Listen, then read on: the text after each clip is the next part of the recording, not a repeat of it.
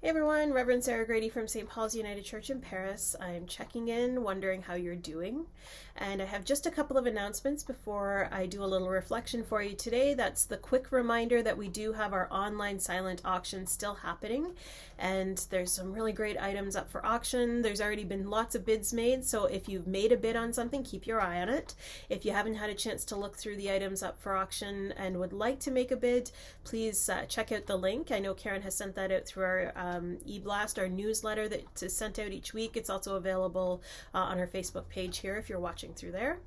The other is the invitation to come to the table each Wednesday throughout the season of Lent and up to and including Holy Week, actually. We're going to be coming together for a service of communion, and it's hosted by the United Church Ministers, so this group of ministers that are working together on this book study, We Make the Road by Walking. So each Wednesday, 12:05 to 12:30, please join us. Come as you are. The meal is made sacred by whatever you have available. It doesn't have to be bread and grape juice.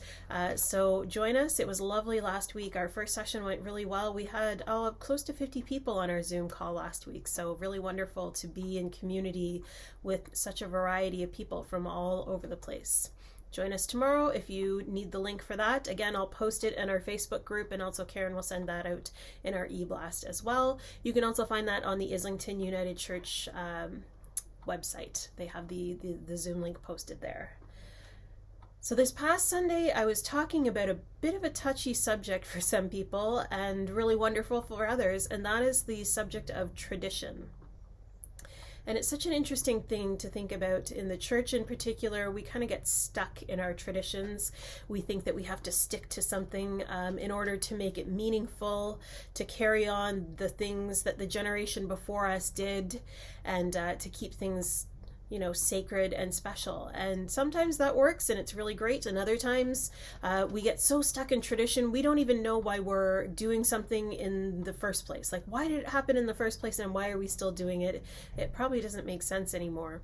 And this really funny story came to mind, actually. I can't remember who told me this one a few years back. And it was about a young woman who had moved out to live with her partner for the first time and decided she wanted to cook this roast and show that she knew what she was doing in the kitchen. And so she went and she was preparing it, and when she was getting it ready, she cut off each of the ends of the roast before she put it in the oven. And her partner said, "Oh, why are you doing that?" She said, "I don't know, it's how my mom taught me to make a roast." And so she went to her mom and she said, "Hey mom, why do we cut off the ends of the roast? You never explained that to me." And the mom said, "Actually, I do it because that's the way my mom always did it, so we should ask grandma."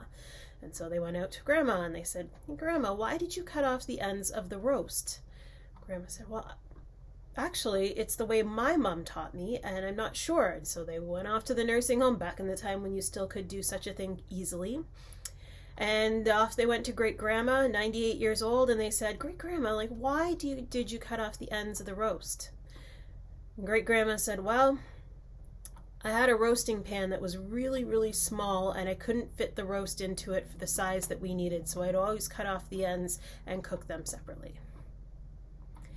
Tradition is sometimes a really wonderful thing, and other times we get so mired down in it that we don't realize that there's a need to change, and that perhaps the reason a tradition was started in the first place isn't exactly how we're still needing to do it today.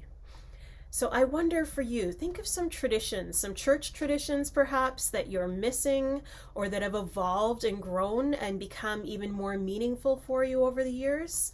One example I can think of in the church that is such an interesting one is communion. When we're thinking about coming to the table, in the United Church, we made a conscious decision way back when, I think it was the early 1980s, actually, 1982 comes to mind, that we made the conscious decision to move from bread and wine to grape juice. And that was because the tradition of using wine as our society evolved, as we learned about alcoholism, as we learned about the need to be able to invite all to the table, and the idea of including children in communion meant wine is not always an acceptable thing to serve. And so we know that other traditions still do it, but that is why in the United Church we broke with an ancient tradition and made it adapt to the time that we were living in.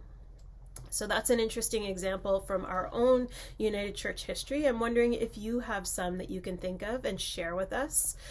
Please feel free to comment in the comment section below on Facebook or here on YouTube.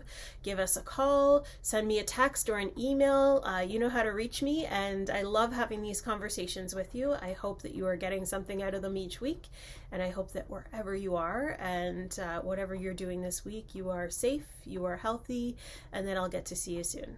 Talk to you later, friends.